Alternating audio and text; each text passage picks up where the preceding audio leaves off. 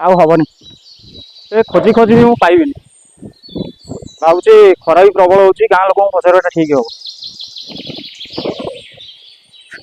ଭାଇନା, ଭାଇ ଟିକେ ଶୁଣିବେ?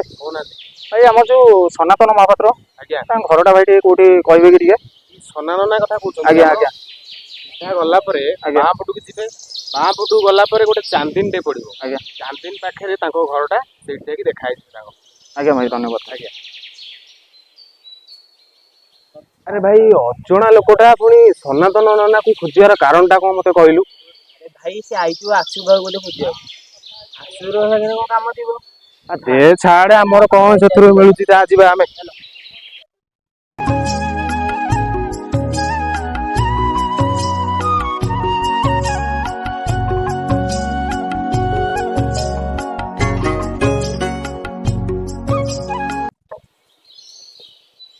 ଆରେ ଆରେ ଏମାନେ ତ ଆଶୁତୋଷର ସାଙ୍ଗ ଭଳି ଲାଗୁଛନ୍ତି। ଠିକ ଲାଗୁଛି, ଏମାନଙ୍କୁ ପଚାରିଲେ ସେମାନେ ଠିକ ଆଶୁତୋଷର ଠିକଣା ଦେଇପାରିବେ।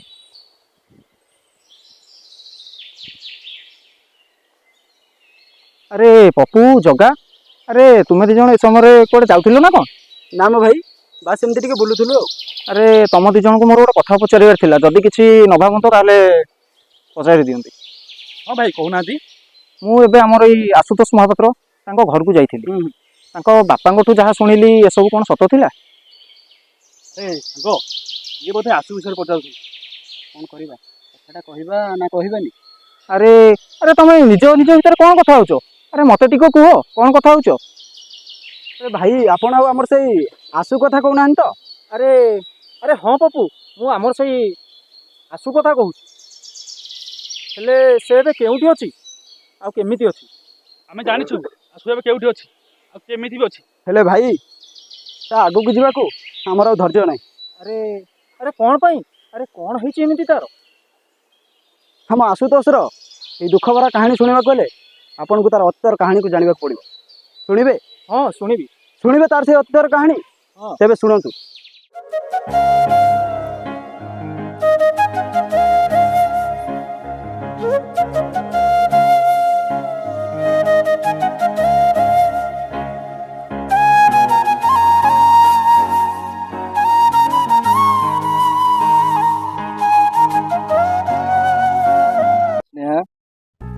ତମେ ମତେ କେବେ ଏକା କରିବନି ତ?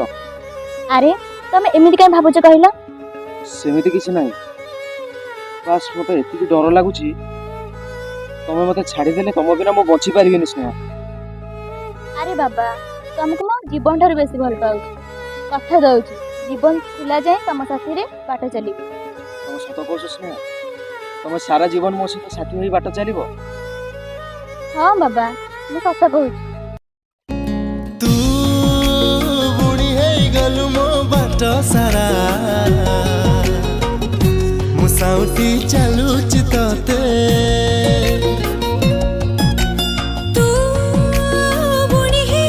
ଆରେ ଶୁଣ, ବହୁତ ଲେଟ୍ ହେଲାଣି, ଘରେ ସାରିଲା ମତେ ଗାଳି କରିବେ। ମୁଁ ଆସୁଛି। ଠିକ ଅଛି, ତମେ ବସ, ମୁଁ ତମକୁ ଡ୍ରପ୍ କରିଦେବି।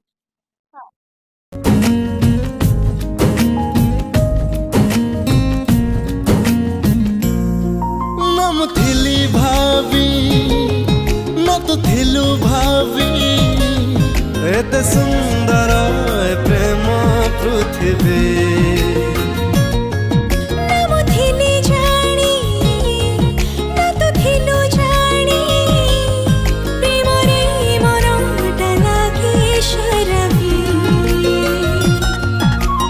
ଏମିତି ତୁ ବରସି ଗଲୁ, ଏମିତି ତୁ ଭରସା ଦେଲୁ, ଏମିତି ତୁ।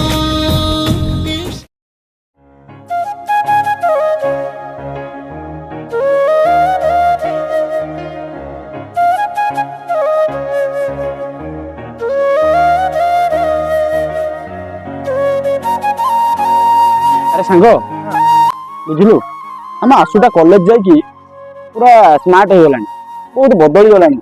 ହଁ ସାଙ୍ଗ, ପୁରା ବଦଳିଗଲାଣି। ଭାବୁଛି ଭିଡ଼ିଓ ସେଟିଂ କରିସାରିଲାଣି। ଭାଇ ତମେ ମାନେ କାହିଁକି ଏମିତି ହଉଛ? ତମେ ଯାହା କରୁଛ ସେଟା କିଛି ନୁହଁ।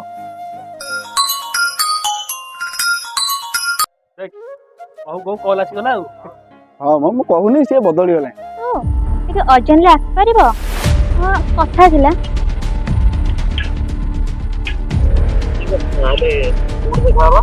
ଆମେ ସବୁଦିନ ଯୋଉଠି ଦେଖା ହଉଥିଲେ। ଠିକ ଅଛି, ମୁଁ ସାଙ୍ଗେ ସାଙ୍ଗେ ଯାଇ ପହଞ୍ଚୁଛି।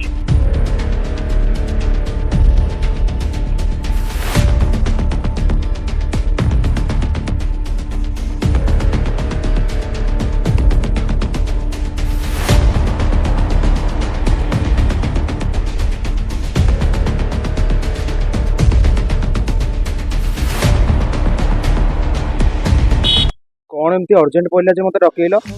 ମୋର କିଛି କହିବାର ଅଛି। ହଁ କୁହ। ମତେ ପ୍ରମିସ କର, ମୁଁ ଯାହା କହିବି ତମେ ମୋ କଥା ରଖିବ। ଆରେ ବାବା ପ୍ରମିସ, ତମେ ଯାହା କହିବ ମୁଁ ତମ କଥା ରଖିବି। ତମେ ମତେ ଭୁଲି ଯାଅ। ଆରେ ତମେ ଏମିତି କଣ କହୁଛ? ତମେ ମୋ ସହିତ ମଜା କରୁଛ ନା? ମଜାକ କରୁନି, ସତ କହୁଛି। ତମ ସହ ଯାହା ଥିଲା ସବୁ ଟାଇମ ପାସ୍ ଥିଲା। ଏମିତିରେ ବି ତମେ ପାଠ ପଢୁଛ, ଆଉ ତାପରେ ବି ଆମ ଘରେ ମୋ ପାଇଁ ଭଲ ପ୍ରସ୍ତାବ ଦେଖିଛି। ତେଣୁ ତମେ ମତେ ଭୁଲି ଯାଅ। ଯାହା କହିବାର ଥିଲା ମୁଁ କହିସାରିଛି, ଏବେ ମୁଁ ଆସୁଛି।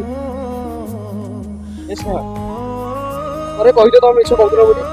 କହିଦିଅ ନା, କୁହ ତମେ ମିଛ କହୁଥିଲ। ନାଇଁ ମୁଁ ସତ କହୁଛି, ମୋ ହାତ ଛାଡ। ସ୍ୱାର୍ଥ ଟିକେ ପାଇଁ ହେଲୁ ଏଡେ ନିର୍ଦୟ, ଗରିବ ପ୍ରେମିକ ବୋଲି ଭାଙ୍ଗିଦେଲୁ ହୃଦୟ, ମୁଁ ଗରିବ ପ୍ରେମିକ ବୋଲି ଭାଙ୍ଗିଦେଲୁ ହୃଦୟ, ଗରିବ ପ୍ରେମିକ ବୋଲି ଭାଙ୍ଗିଦେଲୁ ହୃଦୟ।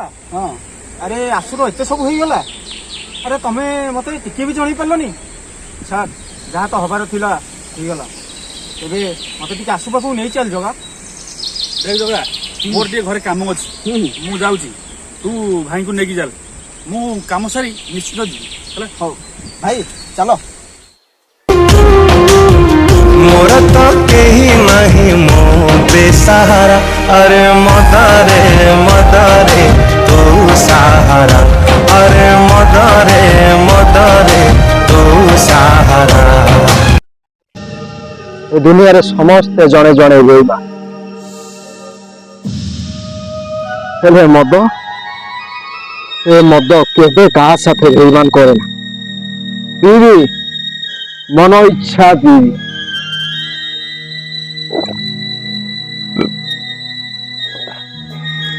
ଏକା ଅଛି, ବହୁତ ଭଲରେ ଅଛି, ଆଉ ମୋ ସାଥିରେ ଅଛି କେବଳ ମୋ ମଦ। ପାଗଳ ପ୍ରେମିକଟିଏ ମୁଁ ସରୁଫିରା, ଆରେ ମଦରେ ମଦରେ ତୁ ସାହାରା, ଆରେ ମଦରେ ମଦରେ ତୁ ସାହାରା।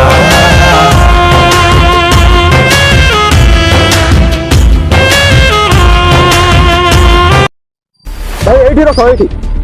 ଆରେ ଆସ।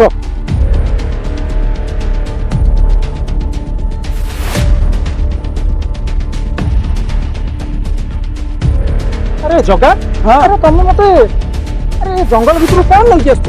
ଭାଇ ତମେ କହୁଥିଲ ବା ଆସ କୋଉଠି ଅଛି ଆଉ କେମିତି ଅଛି ଦେଖିବା। ହଁ ଚାଲ ଦେଖିବା ସେ ଏଇଠି କୋଉ ଅବସ୍ଥାରେ। ଚାଲ ଦେଖିବା, ଚାଲ ନିହାତି।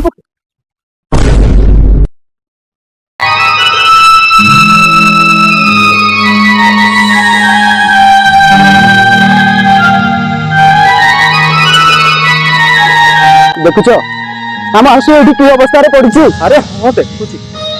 ରୁହ, ମୁଁ ତାକୁ ଡାକେ। ଆରେ ଆସୁ, ହେ ଆସୁ, ଆରେ ଉଠ, ଆସୁ, ଆରେ ଉଠ, ଦେଖ କିଏ ଆସିଛି, ଆସୁ। ଆସୁ। ଆରେ ତୁ କଣ ମତେ ଚିହ୍ନି ପାରୁନୁ?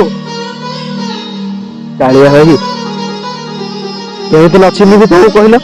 ଆରେ ହଁ, ମୁଁ ତ ସେଇ କାଳିଆ ଭାଇ। ହେଲେ ଆଜି ନା ତତେ ଖୋଜି ଖୋଜି ତମ ଘରକୁ ଯାଇଥିଲି, ଆଉ ଦେଖିଲି ସେଠି ତୋ ବୁଢା ବାପା ବହୁ ଦୁଃଖ କଷ୍ଟରେ ନିଜ ଜୀବନ ବିତଉଛନ୍ତି। ଏବେ ବି ଓଳିଏ ଖାଇ ଦିଓଳି ଉପାସ ରହି ସେଇ ପୁଅର ଫେରିବା ବାଟକୁ ଚାହିଁ ରହିଛନ୍ତି। ଫେରି ଚାଲ ଆସୁ, ଫେରି ଚାଲ। ନା, ମୁଁ ଯାଇପାରିବିନି, ମୁଁ ଏକା ରହିବାକୁ ଚାହେଁ, ଏକା। ଆରେ ଏ ଆସୁ, ଆରେ ତୋ ନିଜ ଜନ୍ମ କଲା ବାପା ତୋ ପାଇଁ ଏତେ ଅଧିକ ହେଇପାରିଲାନି? ଏଇ ସାମାନ୍ୟ କେଇଟା ଦିନ ପାଇଁ ଆସିଥିବା ଗୋଟେ ଝିଅ ତୋ ପାଇଁ ଏତେ ଅଧିକ ହେଇଗଲା? ସାମାନ୍ୟ? କିଏ ସାମାନ୍ୟ? ସେଇ ସାମାନ୍ୟ ଝିଅ ମତେ ଦିନେ କଥା ଦେଇଥିଲା ସାରା ଜୀବନ ସାଥୀ ହୋଇ ବାଟ ଚାଲିବ ବୋଲି। ହେଲେ କଣ କଲା? ଓ ଅଧା ବାଟରେ ମୋ ହାତକୁ ଛାଡି ସେ ଚାଲିଗଲା। ଆଉ ମତେ ମତେ ବର୍ବାଦ କରିଦେଲା ସେ, ବର୍ବାଦ। ଆରେ ଖାଲି ଝିଅ ଝିଅ ଝିଅ, ଯେତେବେଳେ ଆ ପାଖକୁ ମୁଁ ଆସିଛି ସବୁବେଳେ ଏଇ ଝିଅର ନାଁ ନେଇକି ନିଜକୁ ଦିନକୁ ଦିନ ବର୍ବାଦ କରିବାରେ ଲାଗିଛି। ଆରେ ଦେଖ ତ ନିଜକୁ, କଣ ଥିଲୁ କଣ ହେଲୁଣି। ଆରେ ଆଜି ବି ତୋର ସେ ବୁଢା ବାପା ଦାଣ୍ଡ ବାରଣ୍ଡାରେ ତତେ ଚାହିଁ ବସିଛି। ପଚାର ପଚାର ତୁ ତ ନିଜକୁ, ଏବେ ତ ଶ୍ରେଷ୍ଠ ପରିଚୟ କଣ? ଆରେ ପଚାର ନିଜକୁ।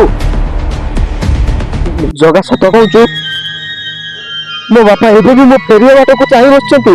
ହଁ ଆସୁ, ଏବେ ବି ତ ବୁଢା ବାପା ଏଇ ଦାଣ୍ଡ ପିଣ୍ଡାରେ ବସି ତୋରି ମୁହଁକୁ ଚାହିଁ ବସି। ଏ ଜଗାଏ, ତୁ ମୋ ବାପାଙ୍କ ପାଖକୁ ମତେ ଫେରେଇ ନେଇ ଚାଲ। ମୁଁ ବଦଳି ଯିବି। ମୁଁ ସେଇ ପୁଣି ମୋ ପୁରୁଣା ପରିଚୟକୁ ଫେରିଯିବି। ଆଉ ଏ ସମାଜରେ ମୋ ନିଜର ପରିଚୟ ସୃଷ୍ଟି କରିବି। ଚାଲ ଜଗା, ମତେ ଫେରେଇ ନେଇ ଚାଲ। କାଳିଆ ଭାଇ, ଆଉ କାହିଁ ଲେଟ୍ କରିବା, ଚାଲ ଚାଲ। ଭଲ ପାଇବା, ଏ ଭଲ ପାଇବା କେବେ କାହା ଜୀବନରେ ଦୁଃଖ ଭରିଦିଏ। ଏ ଭଲ ପାଇବା କିଛି ଲୋକଙ୍କ ଜୀବନରେ ରଙ୍ଗ ଭରିଦିଏ ତ ଆଉ କିଛି ଲୋକଙ୍କୁ ଉଚିତ ଶିକ୍ଷା ଦିଏ। ଏହି ସମାଜରେ ବଞ୍ଚୁଥିବା କିଛି ଲୋକମାନେ ଏ ଭଲ ପାଇବାକୁ ଆଜି ବର୍ବାଦ କରିଦେଇଛନ୍ତି। ବର୍ବାଦ।